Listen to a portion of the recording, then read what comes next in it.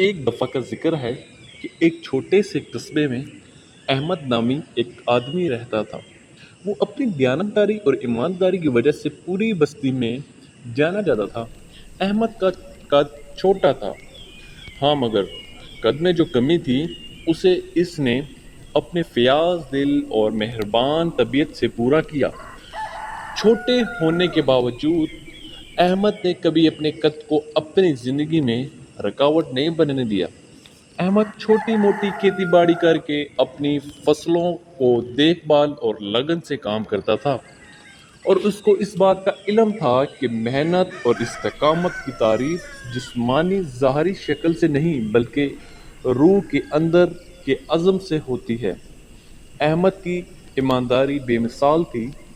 اس نے کبھی بھی دوسروں کا فائدہ نہیں اٹھایا، ہمیشہ اس کی فراہمی کی مناسب قیمت ادا کی اور اپنی فصل کو مناسب دام پر فروخت کیا۔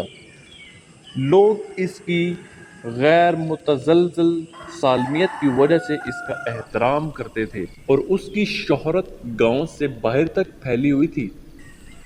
ایک دن گاؤں سے گزرنے والے ایک مسافر نے احمد اور اس کے شاندار کردار کے بارے میں سنا۔ حیران ہو کر مسافر نے اس سے ملنے کا فیصلہ کیا۔ جیسے ہی وہ احمد کے چھوٹے سے گھر کے پاس پہنچا، اسے امید تھی کہ وہ ایک لمبا اور مسلط شخصیت دیکھے گا۔ اس کی حیرت کے لیے اسے ایک چھوٹے قد والا بے نیاز شخص ملا۔ احمد کی شہرت سے حیران ہو کر مسافر نے گفتگو کی ابتدا کی۔ اس نے احمد سے پوچھا کہ وہ اپنے جسمانی قد کے باوجود سب سے اس قدر اعتماد اور احترام کیسے حاصل کرنے میں کامیاب ہو گیا۔ انہوں نے اخلاقی خلوص کے ساتھ مسکرا کر یہ کہا کہ ایمانداری ایک ایسا انتخاب تھا جو میں ہر روز کرتا تھا۔